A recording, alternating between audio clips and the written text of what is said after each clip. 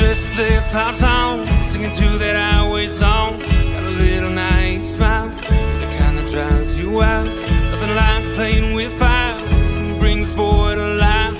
Be with the fuse you light, you're dynamite.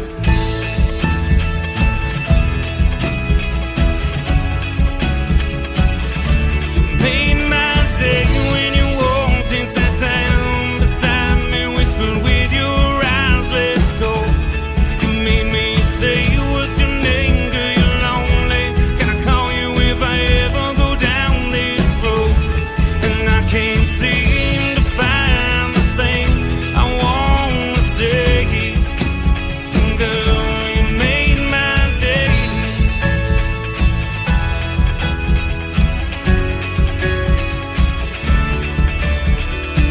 Back on nowhere to go, crank up the radio. No talking all night long, I'm writing you a song. You got the pedal down, can't help but laugh out loud. Two kids ain't going nowhere, it's fast without a care.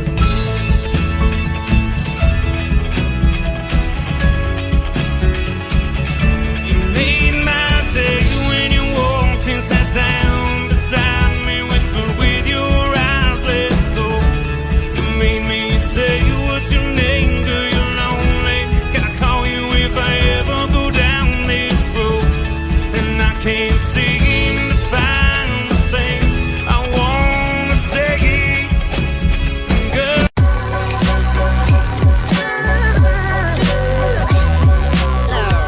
The following is a presentation of the Belly Up Sports Media Network.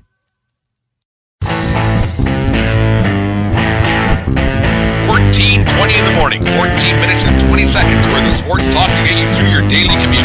Hot takes, recaps, best bets, and a little humor to get your day going in the right direction.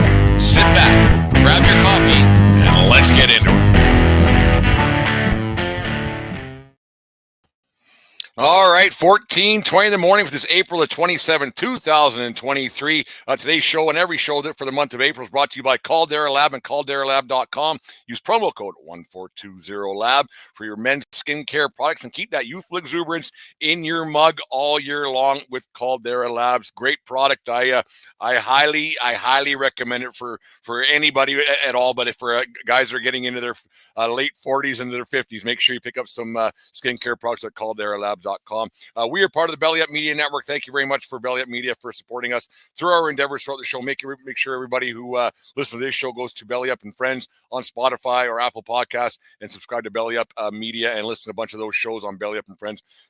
Shows for every genre of sport in the sports world.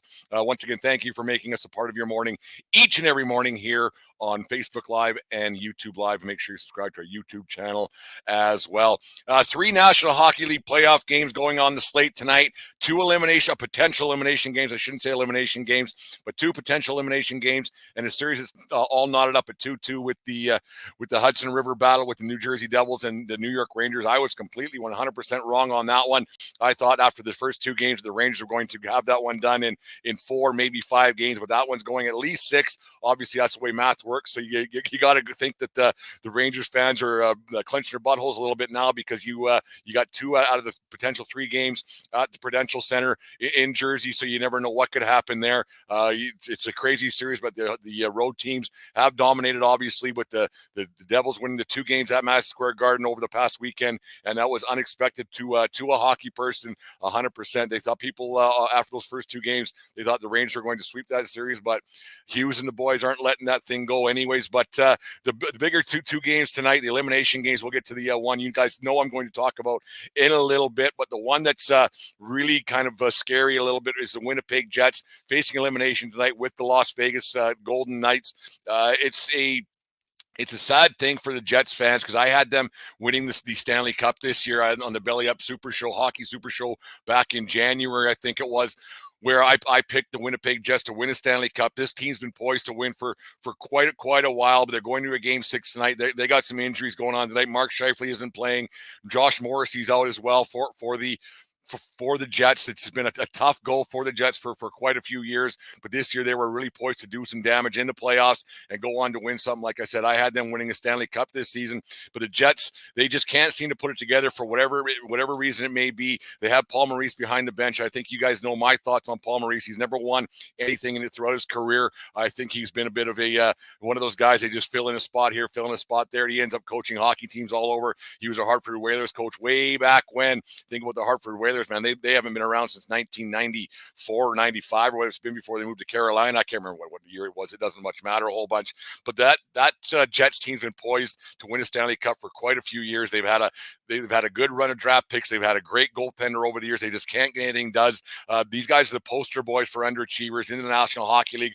Kyle Connor, you have Scheifele, Blake Wheeler, Josh Morrissey, Pierre-Luc Dubois, who they picked up in a trade last year. This team has a lot of talent. Then they have a great goaltender, one of the top 5 guys in the league. You would think in Connor Hellebuck, and they just have not been able to put it together.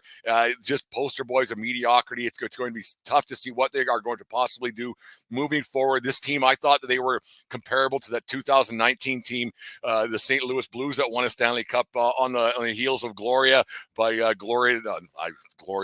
Sheena Easton. Sheena Easton saying Gloria. I thought they were poised to win a Stanley Cup and follow in the footsteps of that kind of a hockey team. Not a superstar, not a McDavid, not a McKinnon, not a Austin Matthews on the team, but a bunch of really, really good players, some stars, not superstars, and a really good goaltender backstopping them. I thought they had a chance to win a Stanley Cup like the St. Louis Blues did in 19, but this team just has not been able to put it together. And you're at a point now. I'm not saying put them to bed already right now, because they do have a chance to win tonight, but they have a couple players out. Like I said, Scheifele and Morrissey are out tonight for the Jets in Las Vegas, and that Vegas team's actually really good. But you got to think that right now that Jets team is at a state right now where they have to do a little bit of retooling and rethinking and rejigging that hockey team, because they just can't get it done for whatever reason. Now they're getting a little bit older, and you don't know where they're going to get moving forward and what they're going to do with that franchise. It's a tough place to build a team. Winnipeg isn't really a free agent's destination per se. Playing in the National Hockey League is an honor and a privilege. There's no doubt about that. But getting a free agent to go there is a tough sell.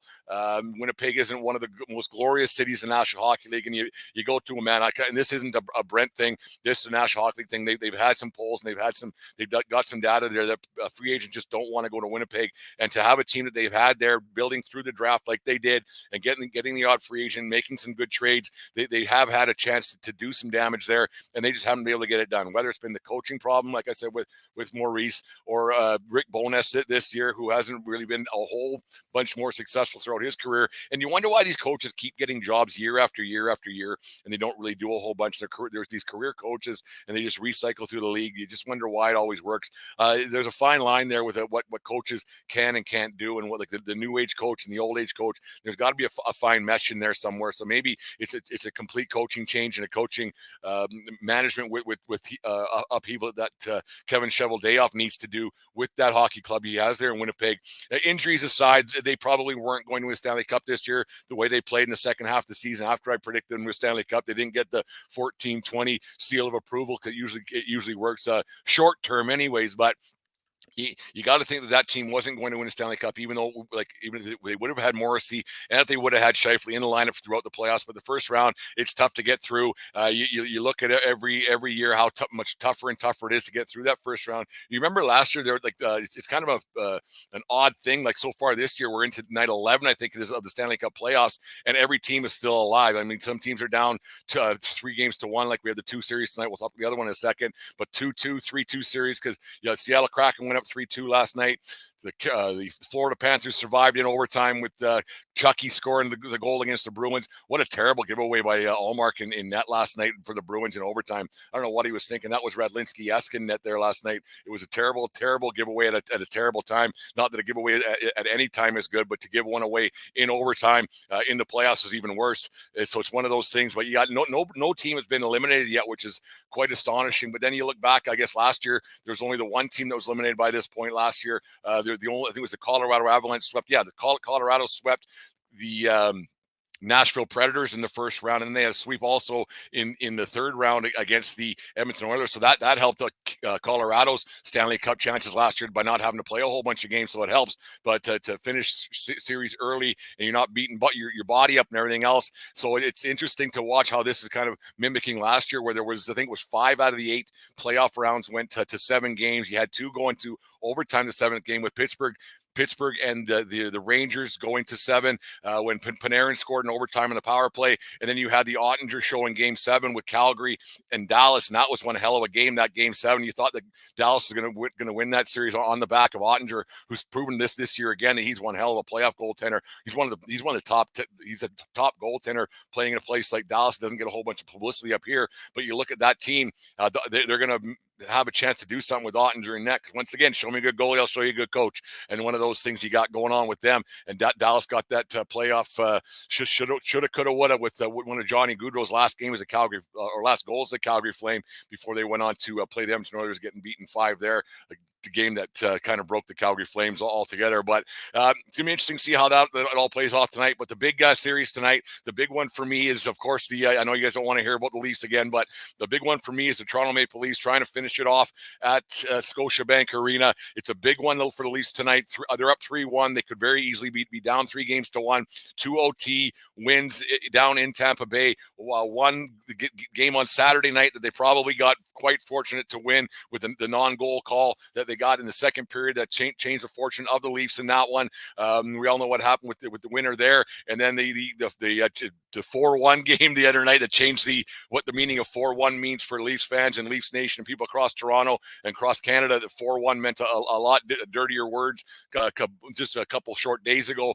But the Leafs have a chance to close out a series tonight. You got to think that they want to get it done tonight. They don't want to end up going back to Tampa, where they squeaked out 2 wins earlier this season or earlier this playoff round. But Lightning doesn't usually strike 2 and 3 times, and winning 3 times in a row is tough. So you want to get that one done tonight. You want to finish it off in 5, like I predicted here at 1420 World Headquarters when this series started. You got to think that the Leafs want to get it done, get out, score early and often. The scare that I have right now is that Vasilevsky has not been good so far throughout this playoff series, throughout the 5 games or the 4 games so far. He's not been great. He's not been even adequate at times. He's letting those long shots. There were some reports yesterday that the long shots are the report there. If you can't see, you can't stop it. I mean, they can hit you sometimes, but old as the game is long, you shoot from the point, get traffic in front, tip it in, it goes in the net. That's just one of those things. There's nothing to do with some report yesterday that came out from the guy from Detroit, who used to be an assistant coach with Tampa. So that's not a new thing. The thing is with the Leafs tonight that you think they want to get it done, have it done, because you get to I don't know who's going to win game 6, but I'll tell you who's going to win game 7. And if it gets to a game 7, I guarantee you Tampa wins that one. So the Leafs want to get it done tonight, win another one on home ice. Get some rest, because I really want to see a series with them and the Boston Bruins. I know the Bruins aren't through yet, but you got to think that the matchup with the Bruins is something that the hockey fans right across the country, right across North America, right across the world want to see. That old rivalry, Bruins-Leafs, is one of those ones that you want to see, and the Leafs Nation would love to see them march on to another round and put the Demons, the Bruins, behind them as well. So it's going to be really interesting to see how that all goes tonight, and it's going to be a go Leafs go kind of night around here, right? Lots of people cheering for the Leafs. You got to think that the bars and restaurants and lounges and everywhere else can be packed right across Canada watching that game, and because not only to watch the Leafs maybe win, but also to watch the Leafs lose. People like cheering against the Leafs. There's no getting around that. So here's hoping the Leafs can win tonight. I get them winning 4-2 tonight. I don't know how and who, but I just have a feeling they're going to pull it off tonight. That's the 1420 lock of the day. Make that bet at DraftKings.com/bellyup150 and save yourself, or put down $5. Get yourself a $150 bet at DraftKings.com/bellyup today and get some money down on that game tonight. Go Leafs, go! It's going to be an interesting game tonight. I hope the Jets can pull it off tonight and then maybe get back to a game in Winnipeg for a game 6 there. And then who knows what's going to happen at the Hudson River Battle. You just wonder what's going to happen on that one. I don't know who's going to pull that one off, but it's going to be interesting to see how that goes. There's my friend Captain Lou.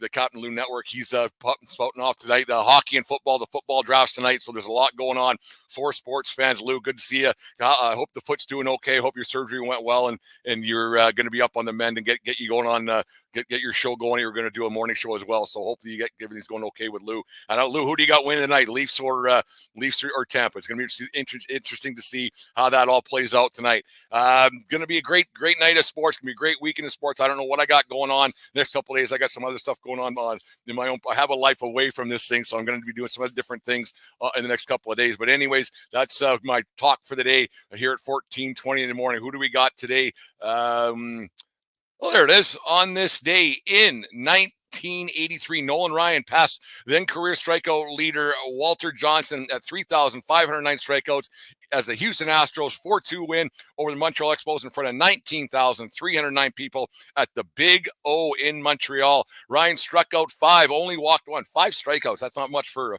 Nolan Ryan. Over 8 innings, the win bringing the Astros record to 7-13 on the season. Ryan would finish his 23-year baseball big league career with 5,714 strikeouts, a major league record, and 2,795 base on balls, also a major league record. Nolan Ryan, one of the best strikeout guys. You wonder how that arm did it all these years later, because how guys don't pitch nearly as much as they did back then. It's crazy the amount of complete games he got, the amount of chance. If you pitch mornings, you have more chance to get strikeouts. So it's interesting to see how that worked out. And it's just crazy to see. And Lou was on my very first after or last call, and he picked the Leafs to win, and he picked the Edmonton Oilers to win. He said the first Stanley Cup final, all Canadian Stanley Cup final, was going to be this year. So Leafs to have a chance to advance starting tonight, Lou. So you never know what could happen with the Toronto Maple Leafs. So hopefully they can pull that one off. And also happy birthday. Who do we got today? This was a tough one for me, but happy 66th birthday to former Toronto Blue Jay Willie Upshaw. Willie Upshaw spent 10 years in the big leagues, 9 years in Toronto, 1 in Cleveland, 123 home runs, 528 RBIs with a .242 career batting average. His best season as a Blue Jay came in 1983, where he hit .306 with 27 home runs, 104 RBIs, and Willie Upshaw, one of those guys in those early Jays days that pushed that team over the hump, made them relevant back then in the 80s and into the he was one of the better Jays of all time. Willie Upshaw was one of my favorites growing up as a kid. Anyways, be sure to subscribe to our YouTube channel today. Lots of great content on there. Make sure you subscribe to, like I said, to Belly Up and Friends. Lots of great shows on there to listen to for every genre of sport, everything you can have, from car racing to wrestling to sports collectibles, hockey, football, baseball. It's all there at Belly Up Sports, so make sure you do that. And also make sure you visit our online shop. Get yourself some merchandise today. Help support the show. It'll be up on the show notes, either on the YouTube or on the podcast account. And for those of you who watch our show daily on YouTube Live and everything else, thank you very much for tuning in on a daily basis. It's greatly appreciated. It gets a pat in the back and for the hard work that us podcasters put in on a daily basis. And remember, everybody, and have a great day. Have a great weekend. If I don't get back to you throughout the rest of the weekend, but I'm going to try to get something else out here tomorrow morning, but we'll see how everything plays out. Because like I said, sometimes I do have a life away from this thing. Not very much, but I do get away from it once in a while. So remember, have a great weekend, folks. If I don't talk to you, and remember, it doesn't matter where you are, it's who you're with. We'll talk to you later. You just listened to the 1420 Sports Bar Podcast. 4 beer with sports talk and a whole lot more. We are part of the Belly Up Media Network. Let's get into it.